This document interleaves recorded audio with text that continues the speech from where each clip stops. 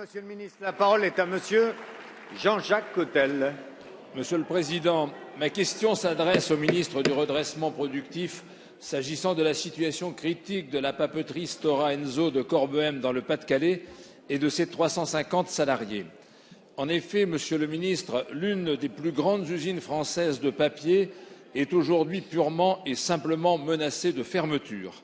Cette annonce survenue lundi à l'issue d'un comité d'entreprise obtenu par les organisations syndicales est l'épilogue douloureux de 14 mois d'attente, fait d'espoir et de déception que les salariés de cette usine ont enduré. Je m'associe d'ailleurs au combat qu'ils mènent dans un esprit de responsabilité, compte tenu de leur détresse et de leur exaspération compréhensible, afin de médiatiser le sort qui est fait à l'usine à laquelle ils tiennent. Et ils ont de quoi. Cette usine dispose de nombreux atouts actuels et d'avenir.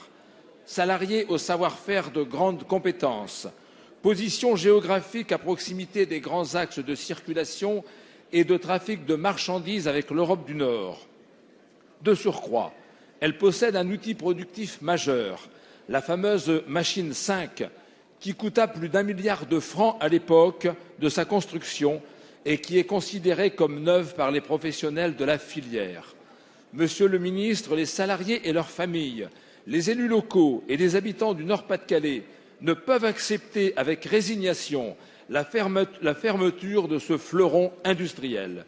Nous voulons nous battre pour éviter cette fermeture qui serait dommageable pour la filière papetière et qui serait vécue comme une catastrophe sociale supplémentaire dans ce territoire déjà fortement impacté.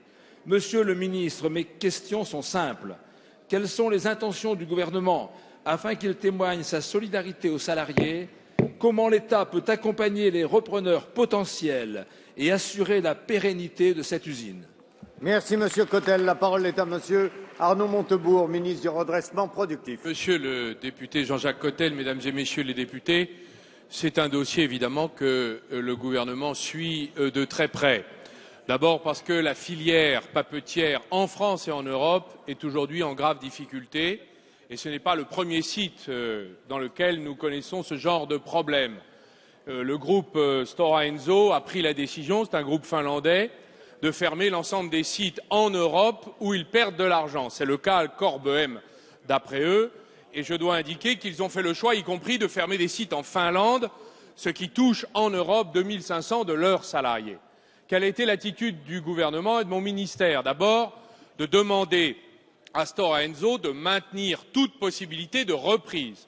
Deuxièmement, d'assurer la continuité des recherches et de s'engager à soutenir toute forme de reprise, y compris sur le plan financier.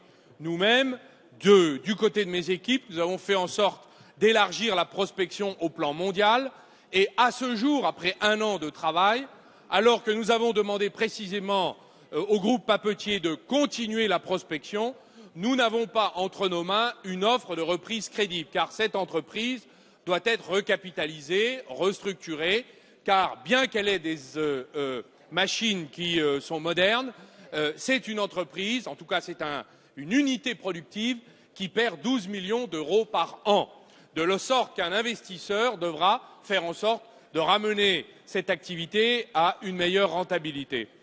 En ce qui nous concerne, l'État est prêt à accompagner, comme nous avons pris des mesures de résistance économique, tout investisseur crédible qui apporterait des éléments de capitalisation et de soutien financier.